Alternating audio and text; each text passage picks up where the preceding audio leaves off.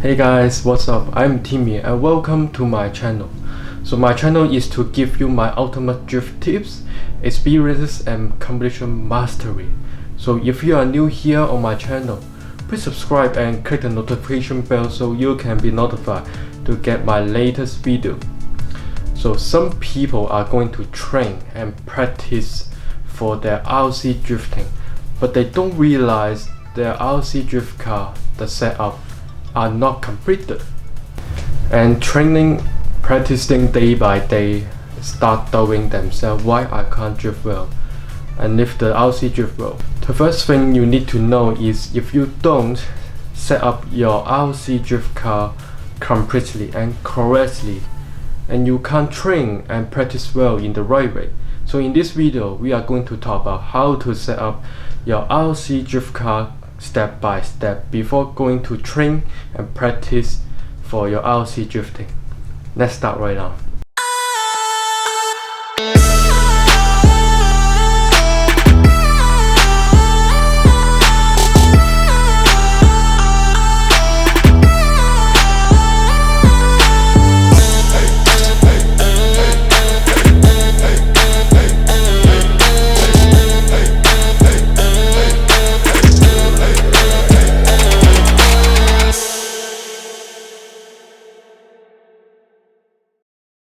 If you install the motor and servo, unscrewing motor and servo first to ensure unnecessary damages will not happen. Next is check your motor whether it is 8.5 turn to 13.5 turn.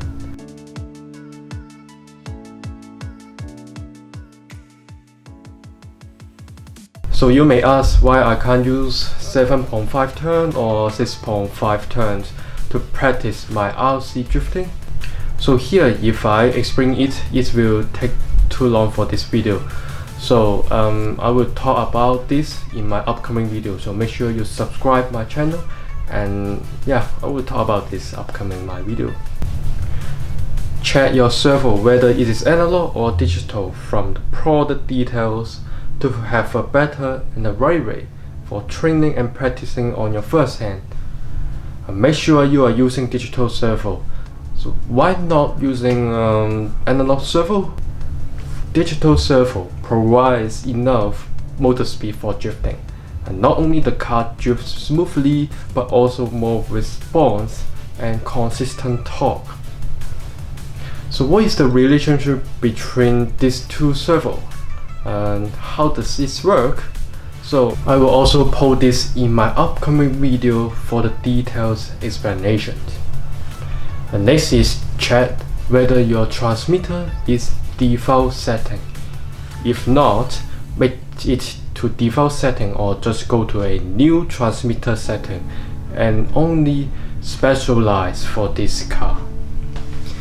And next is ESC servo connect to the receiver. So make sure the direction of plug is correct. Push the motor and servo on a safe place. And next is connecting the transmitter and the receiver.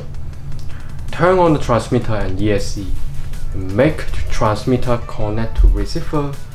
So make sure you read instructions from the transmitter carefully how to connect it, because different transmitters have a different way for connection. And next is set the substream all the channels to 0.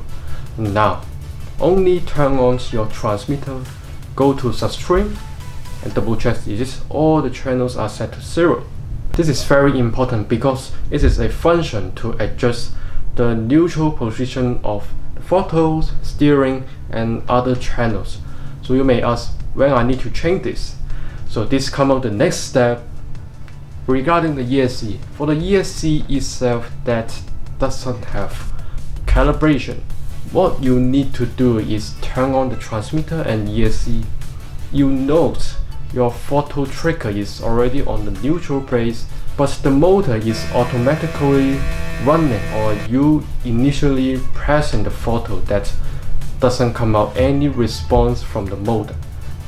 Then you need to adjust the throttle substream as the right place as you feel comfortable. The other case is if your ESC has a calibration, so you need to make sure the photos are stream set to neutral from your transmitter, and always this must be set to 0 before going to calibrate your ESC. Next is ESC calibration. If your ESC has this function, turn off the transmitter and ESC and turn on them again. Please refer to the ESC instruction how to calibrate, because like transmitter, a different ESC has a different way to calibrate, so make sure you calibrate it correctly. If you're 100% sure all done well what I have said before, but not perform well about the neutral photo, then there's no the other choice. You have to finalize and adjust from your transmitter, which is stream.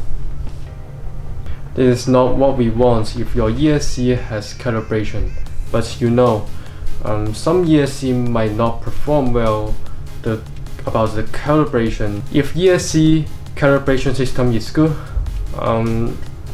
normally the stream should be neutral from your transmitter. Next is motor direction. Make sure your motor direction is correct. Put this sticker on the rotor and stick it. Now you press the throttle and you can see where is the direction of motor running. According to your chassis drivetrain design, adjust the motor direction from ESC or transmitter. Some of you may argue, well, Timmy, this is stupid. Why don't tighten the motor screw with pinion gear directly and you can see the motor direction? Well, it is because this is to prevent you to have any unnecessary damages. Some people change the direction of the motor from ESC or transmitter. I guess what will happen next second? Motor suddenly running by itself to the other direction in a very high speed. The consequence is they broke their spur gear quickly because of the sudden acceleration. Some ESC or transmitter that you suddenly switch the direction of motor will cause this situation, but some will not. So that's why I tell you to push the motor and also the servo on the safe place. So if this happened to you, so you calibrate once again and that should be fine. And next is tighten the motor screw with pinion gear. So make sure you watch back my previous video to tighten it correctly. There are some important things you need to know, and not just screwing the motor and servo the right way, but also how to prevent unnecessary damages. Next is check the drivetrain is running smoothly. Great! So next is ESC setting. Now only turn on the ESC and connect your program card if your ESC setting is adjustable, and make sure it is default setting. And only adjust push and turbo first. So how many push and turbo? Some people ask me, hey Timmy, just give me the exact number of the push and turbo. To be honest, I can't give you the exact number of push and turbo. Why? Well, I will explain this later, but one thing you can do right now for your push and turbo is, firstly, use your finger to feel your throttle trigger from your transmitter, how the response to the motor. This is without push and turbo. This only push, you can feel it a little bit speed up. This is push with turbo, have a sudden or smooth acceleration. So I recommend you to adjust to a low push and turbo, around 10% to 30% of your ESC maximum push and turbo allowance. Listen again, this is a percentage, not a number. So bear in mind that this is just for your reference, and you need to familiarize yourself with the ESC that makes sure the turbo and the push are existing on your photo. Your bush and turbo will like this. Don't adjust too high bush and turbo. Don't adjust like this. This is not 10% to 30% of maximum bush and turbo. This is 70% to 90%, which is not good for you to start up and practice in the right way. So come back to the question. The reason I can't tell you the exact number is because there are so many and different ESC brands that have a different expression. Let's say maximum bush, some brand express 60, 80 or 100, and you need to know 100 bush doesn't mean providing the higher bush. For example, ESC A, the maximum bush is 60, and ESC B is 100, and you adjust the bush both to maximum, but the result is these two ESC providing the same performance. The difference is only on the number of expressions. So I only can tell you to adjust to a low bush and turbo, not a high bush and turbo. So bear in mind that. And next is servo. Servo, you need to know that doesn't have any calibration from itself. So what should you do? Firstly, same as ESC, servo substring must be neutral. And now the transmitter and ESC must be turned on. Then attach the servo on to the servo according to your chassis instruction about the direction of the servo arm. Tighten the servo screw and make sure you tighten the servo screw correctly that you already watched my previous video.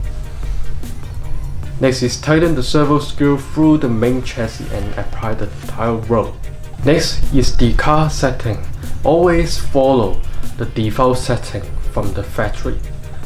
That is the best way for you to practice well. The default settings means following the instruction what they provide. And this setting normally is easier and quicker for you to start up. Next step, keep everything turned on and pay attention to it. Check whether the whole steering is on the center place. If not, double check it is following what instructions state, including lower and upper arms. If not, adjust it. If it is correct but still not in the center place, then you need to adjust the length of tie rope connect with the bell, crane and servo arm. Don't adjust from transmitter, it will cause imbalanced steering speed, left and right corner. So next is adjust the steering EPA from transmitter. When you steer the left or right side, then make sure the servo is not pushing the steering excessively, but just a little bit touching between the steering stop and the lower arms. That should be enough. Finally, install drift tire. Use your favorite brand tire, but the hard compound. Don't use soft compound. It is because number one, you are training and not racing, and you need to train your finger to be more accurate. Learn how to get more traction by using the slippy tire. And number two, hard compound is much easier to have understeering and oversteering, and you need to practice more and more how to drift without this happen, and you will learn faster and understand much more about drifting. Up to here, you will realize something I missed. Yes, it is a gyro gain adjustment. Why I put it to the end? It is because gyro gain can be so different if there is a different drivers. Some drivers drive the same chassis. Some of them will say, gyro gain 30 is good for me, but the other driver said, I can't handle with 30 gyro gain. 80 should be easier for me to handle it. So gyro gain need to depend on you, but I recommend you to start the lower gyro gain.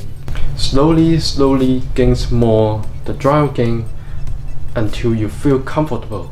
The next question is how to train and practice. What is the best way to start up RC drifting faster when you are training? So this will be my upcoming video, and see you. No, if you have any question about this video, comment below and I will see you in the next video. Cheers guys.